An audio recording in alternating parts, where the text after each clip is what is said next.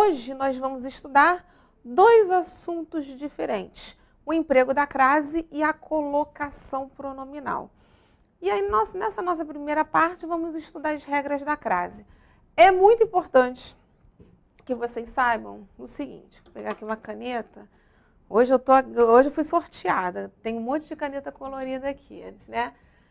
Antes de qualquer coisa, meus amores, em língua portuguesa, existem 3 acentos. Quais são os 3 acentos em português? Acento agudo, que nós vimos na nossa primeira aula, né, nas regras de acentuação. Acento circunflexo, também estudado nas regras de pontuação. E esse acentinho virado para a esquerda não recebe o nome de crase. O nome desse acento é grave.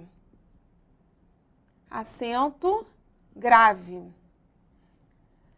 Como ele marca um fenômeno da linguagem chamado crase, que consiste na junção entre 2 vogais iguais, esse acento indica esse fenômeno, por isso que é o chamado também acento indicativo desse fenômeno fonético denominado crase.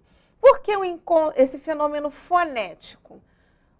A fonética estuda os sons das palavras. Então, se eu percebo no meu ouvido que vai ser pronunciado apenas um A, embora haveria 2 As, não importa as funções morfológicas, nessa junção, nessa contração, no momento da fala e, logicamente, no momento da audição, o nosso ouvido vai perceber o quê? Apenas um A. Então, quando nós juntamos esses 2 As idênticos, essas 2 vogais iguais, essa junção na grafia, essa junção na escrita, ocorre por meio do acento grave, tá? Então, o nome do acento é grave por quê? Porque ele está em posição, tá? Ele está em posição inversa à do acento agudo. Pediram aqui que eu troque a caneta azul pela caneta preta. Então, vou reescrever o que nós tínhamos feito aqui na caneta azul. Então, vamos lá. Esse acento virado para a esquerda, ao contrário do acento agudo, recebe o nome de grave. Vou contar uma história engraçada. Uma vez eu estava dando uma aula, começando com a ideia da crase, e aí uma aluna disse assim, lógico que eu sei o nome desse acento. Eu falei assim, não, o nome do acento não é crase antes que você comece. Né? E era uma turma só de médicos. E vocês vão fazer o curso com médicos, porque o concurso é CADAR, CAMAR, que é a prova do médico, CAFAR é a OAP, é a OEAR. E aí uma aluna ginecologista disse assim, Aninha, eu sei o nome desse acento, é crase. Eu falei, não, antes de mais nada, o nome do acento não é crase. O nome do acento, vou dar uma pista, a palavra, né, o nome do acento é uma palavra que é antônima à palavra agudo. Cabeça de médico, vai pensar o quê? Qual é o contrário de agudo? Crônico. Falei assim, amiga, tá rindo? É verdade. Aí ela, Aninha, não tem acento crônico. Eu falei, não, no reino gramatical não. O nome do acento é grave. Aí a cabeça da médica processando. Realmente. Ou é um problema agudo ou é um problema crônico que também pode ser grave. Eu falei, tá vendo? Até a medicina, aí eu brinquei com ela, valeu Hipócrates. Ou seja, a gente pode recorrer a algumas coisas do nosso dia a dia para se fazer essa analogia, tá? Então, por isso que o nome do acento é grave, porque ele está em posição contrária à do acento agudo. E, como ele indica esse fenômeno linguístico, ou seja, esse fenômeno da linguagem, que indica, por isso que é o denominado acento indicativo, chamado crase, que consiste na fusão entre 2 vogais idênticas, aí pode aparecer em prova, acento indicativo de crase, acento indicador de crase ou acento grave, tudo bem? Antes de qualquer coisa, não fiquem naquela loucura de certas fórmulas prontas, que muita gente pensa, bom, eu ouvi falar que como na crase eu junto preposição com artigo, eu por enquanto não falei nada disso. Não é? O que eu falei? Eu vou fundir, eu vou juntar dois As iguais. Não é? Então, nunca pense no seguinte, então a regra é preposição A com artigo A, o que a gente aprendeu desde todo sempre, A com A. Primeira coisa, eu junto duas vogais idênticas. E outra coisa que eu quero que, por causa dessa explicação, que vocês deixem cair por terra, aquela história de que antes de palavra masculina nunca existe crase, isso também acabou por aqui. Tá? Então, eu vou torcer para que os concorrentes de vocês tenham essas fórmulas prontas, gravadas nas suas cabeças e que eles levem esses erros lá no dia da prova, que espero que seja no mês de maio do ano que vem. Então, vamos lá. A regra geral desse A marcado pelo acento grave, que a gente tanto ouve falar do A craseado, eu vou juntar duas vogais idênticas, dois As iguais. Que dois As iguais são esses? O primeiro A, morfologicamente falando, é uma preposição, ou seja, sua classe gramatical. E nós veremos na nossa aula número 10 que a preposição, se vier atrelada a um verbo, não é? Nós vamos estudar o quê? Verbos regidos da preposição a, que são os verbos transitivos indiretos. Já os conhecemos, já fomos apresentados a essa classificação das transitividades verbais na aula de verbos. Já vimos isso no nosso segundo encontro dos termos oracionais, então uma matéria que não fica presa num único encontro. Então, eu sei que esse a preposição faz parte do quê? Da regência de um verbo, ou seja, de um verbo regido da preposição a, ou de uma palavra regida da preposição a. Então, a palavra-chave é praticamente regência. E é o que nós vamos ver no nosso próximo encontro. Regência verbal, regência nominal. Então, podem existir nomes que são regidos dessa preposição a. E o outro a que vem posteriormente pode ser um artigo definido.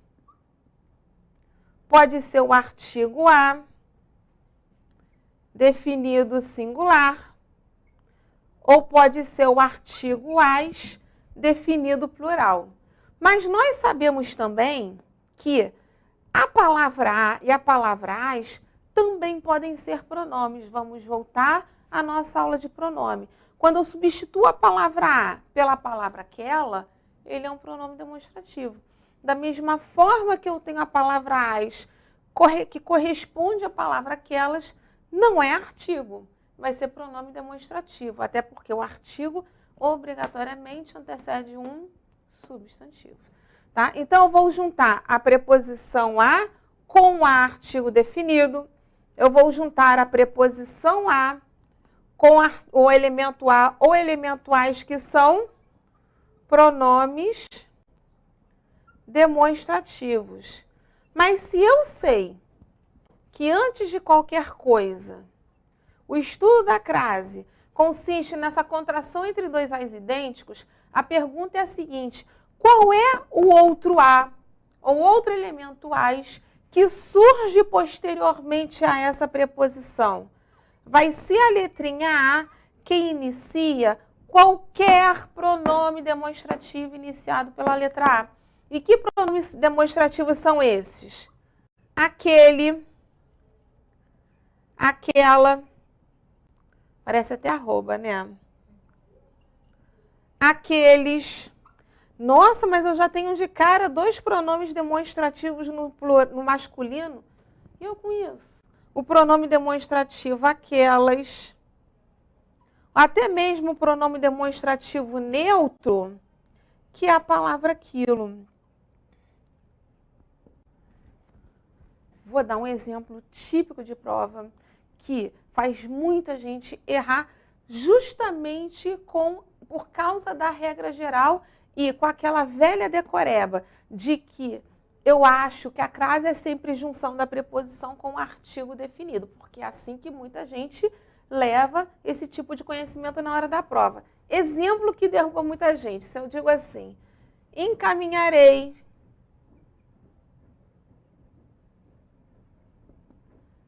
amanhã.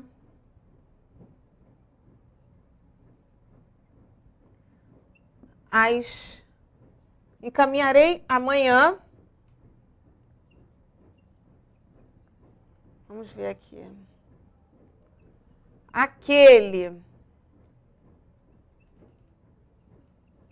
negociante meus pedidos. Se eu vou trabalhar com termo regente e termo regido, vamos olhar a predicação desse verbo aqui. Quem encaminha, encaminha alguma coisa a alguém. O nosso estudo é de sintaxe. Continuo na seara da sintaxe. Por quê? Porque eu vou trabalhar com elementos que estão dentro da oração. Quem encaminha, encaminha alguma coisa a alguém. Encaminhei o quê? Meus pedidos, objeto direto de um verbo transitivo direto. Só que eu digo que esse verbo encaminhar, nessa oração absoluta, também ele é chamado verbo transitivo direto e indireto, porque ele pede um objeto direto e também pede um objeto indireto. Qual é a segunda pergunta que nós vamos fazer a esse verbo? Encaminhei a quem? Aquele negociante. Então, eu vou encontrar o segundo complemento verbal, segundo objeto, que é condicionado a um verbo preposicionado, porque eu encaminharei a alguém. Encaminharei a quem? Aquele negociante. Então, se nós escrevêssemos todos os elementos que vão formar essa oração absoluta, como ela de fato seria constituída? Encaminharei amanhã a aquele negociante? Peraí. Eu só falo um A. Só vou escrever um A. Como é que nós, gramaticalmente, vamos comprovar a existência de dois As? Do A preposição, que acompanha o verbo transitivo direto e indireto, e a letrinha A, que inicia o pronome demonstrativo aquele. O que nós vamos fazer? O pronome demonstrativo aquele é marcado com acento grave. Agora, vamos ser sinceros. Quem é que escreve isso certo na hora da prova? Tá esquisita a frase? Tá. Esse aquele com acento grave tá feio? Tá. Ou como muitos diriam, o aquele craseado. Gente, não aguento ouvir falar craseado. O aquele marcado com acento grave. Tá horrendo? Sim. E aí, qual é outra preocupação que eu tenho? Redação.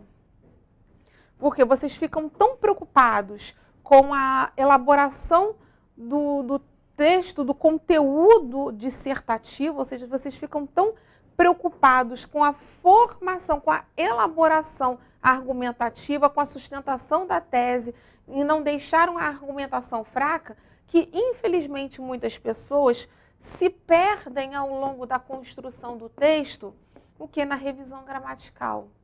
E ano passado a banca sentou um sarrafo na redação com gramática. Acreditem, nessa frase, a exclusão do acento grave vai implicar o quê? 0,2 na redação. Ai, não é muita coisa, não. Tem muita gente aqui competindo para uma vaga só. E eu já disse, até no nosso encontro de pontuação, tem gente que perde vaga por 0,1. Como já tive aluno que ganhou vaga por 0,1.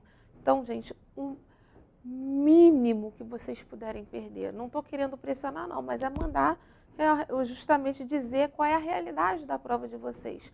O mínimo de erro vai ser o quê? A entrada de vocês no CIAR. Tá legal? Então, essa é a regra geral. Se a gente parar para pensar em tudo que nós vemos nas gramáticas, nas apostilas preparatórias para concurso público, o estudo da crase é, de cara, ele dá medo. Vou aqui beber um pouquinho de tanto que eu falo, né? Por que ele dá medo? Quem estuda, como eu costumo dizer, sem critério, sem uma orientação, fica amedrontado quando pega uma gramática e olha todas as regras da crase. Caramba, eu tenho que decorar isso tudo. Como é que eu vou conseguir decorar isso tudo? Aí que vem a grande deixa. se vocês entenderem a regra geral, vocês não vão precisar decorar 85% dos casos de crase. Sério, 85%. E aí eu vou contar uma Certa vez eu estava na minha casa assistindo a uma entrevista gravada do Pasquale Cipro Neto, um dos grandes gramáticos da língua portuguesa no Brasil, a gramática do Pasquale, que está na referência bibliográfica do concurso de vocês do ano passado. Este ano, na prova deste ano, Cadarca, Marca, Far, EOAP, EOEAR 2019, não há a referência de bibliografia no edital. Entretanto, no concurso de 2018, ou seja, na prova feita no ano passado, para o ingresso no CIAR deste ano, havia bibliografia. E uma das referências bibliográficas é a gramática do Pasquale Cipro Neto.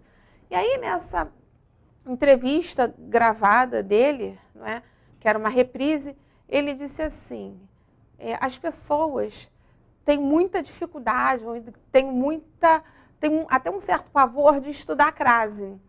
Porque ele disse exatamente isso. Acham que tem que decorar muita regra. E ele deu um exemplo tão simples, e esse exemplo tão simples conseguiu restringir toda aquela dificuldade em pouquíssimas coisas para que vocês tenham de memorizar, o que na verdade vai ser muito pouco. Ele disse assim, o estudo do acento grave é como uma travessia de mão dupla. Aí ele explicou bem. Eu tenho o carro que vem do lado esquerdo. Como se denomina esse carro que vem do lado esquerdo nessa rua de mão dupla? Recebe o nome de preposição. Só que a rua é de mão dupla. Então, eu tenho um carro que vem do lado direito. Qual é o nome desse carro que vem do lado direito? Um A ou um AS. Não importa a função morfológica desse carro A ou desse carro AS que venha do lado direito. Aí, qual foi a sacada do professor Pasquale Cipro Neto? O que ele disse? O interessante é que nessa rua de mão dupla, esses carros não vão seguir as suas respectivas direções, não vão seguir os seus caminhos. Eles vão entrar em colisão, eles vão bater. O momento da batida, o momento da colisão é a crase. Eu falei assim, rapaz, mas que cara esperto! Eu pensei assim, nossa, mas que macete brilhante! Vamos colocar em prática essa dica que ele disse? Vamos lá. Encaminharei a carro que vem do lado esquerdo. A quem? Aquele negociante. Eu tenho essa travessia dos carros na rua de mão dupla? Tenho. Vou torcer o quê? Infelizmente, a gente tem que torcer para desgraça. Bate, bate, bate. Agora sim, o momento da batida é a crase, tá? Só que eu vou dar outro macete para vocês. O macete da tia Aninha. Qual é o macete da tia Aninha? Se eu vou contrair, nessa regra geral, a preposição a com outro a, qual é o pulo do gato? Eu vou substituir a preposição a pela preposição para. Olhem só o nosso caso aqui. Encaminharei amanhã para aquele negociante. Então, eu posso dizer para a, porque esse a, na verdade, é a vogal a que inicia o pronome demonstrativo negociante. Então, eu posso trocar a preposição a pela preposição para nesse nosso período? Posso tranquilamente. Então, encaminharei para aquele negociante meus pedidos. E aí, eu vou fazer uma brincadeira com vocês. Vou trocar. Vou apagar aqui o objeto direto, tá? Eu vou acrescentar, no nosso período, outros objetos indiretos. Encaminharei amanhã. Não, vou fazer o seguinte, vou colocar o objeto direto aqui. Meus pedidos. Aí a pergunta é, a quem eu vou encaminhar os pedidos? Se eu disser, por exemplo, encaminharei a você, será que esse elemento A, antes da palavra você, vai receber o acento grave? Eu vou trocar a preposição a pela também preposição para. E aí, como é que a gente vai ter, tudo bom, meu amor? Como é que a gente vai ter essa dica, esse pulo do gato para saber se o a vai receber o acento grave ou não? Se eu tiver apenas a preposição para, eu terei apenas a preposição a. Ou seja, eu não vou contrair a preposição com outro a que vem depois. Mas, se eu tiver a preposição para com um a posterior ou um as posterior, significa que eu vou contrair a preposição a com um a ou com outro as. Logo, a crase vai se manifestar. Então, se eu junto a preposição a com outro a, nós teremos a ocorrência da crase. Se eu junto a preposição a com outro as, o as vai receber o acento grave. Vai ser a mesma coisa. Então, é a troca da preposição a pela também preposição para. Então, se eu tiver para a, significa que eu vou ter uma preposição com outro a. Se eu tiver a preposição para com o elemento as, então eu vou ter uma preposição com outro as. Logo, a crase vai ser obrigatória. Olhem só para cá. Encaminharei a você. Qual é a nossa dica? Vou substituir uma preposição por outra. Como é que a gente vai ter esse objeto indireto aqui? Encaminharei para você ou encaminharei para a você?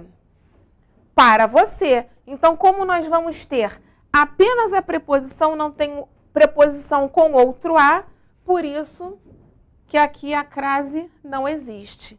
E aí vem o aluno louco querendo saber o motivo gramatical. Ah, por que aí não tem? Porque antes de pronome de pessoal, não, o acento grave é proibido, independentemente se é um pronome pessoal do caso reto, pronome pessoal do caso oblíquo. E voltando à nossa aula de pronome, nós sabemos que a palavra você é um pronome pessoal de tratamento. Fala, bebê. Tem alguns pronomes que usam facultativo? Tem, tô chegando lá, a gente vai chegar aos casos facultativos. Então, olhem só, encaminharei amanhã meus pedidos a você. Como eu não vou dizer para você, temos a certeza de que aqui existe apenas a preposição a.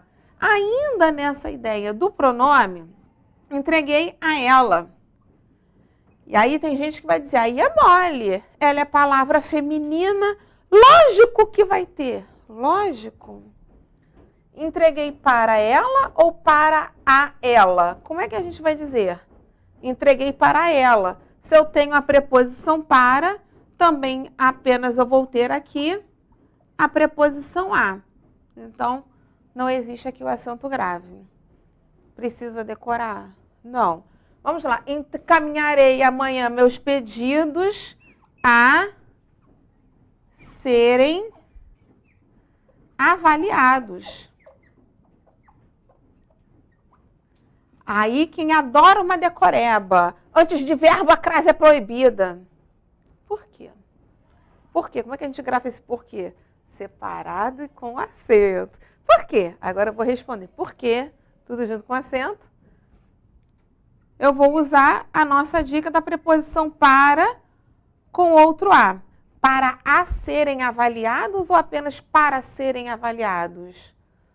Para serem avaliados. Não junto a preposição com um a que não existe depois. Então, como eu vou ter apenas a preposição para, também terei apenas a preposição a. Por isso que a crase antes de verbo é proibida. Por quê? Porque verbo não pede artigo. Verbo não é determinado por um pronome.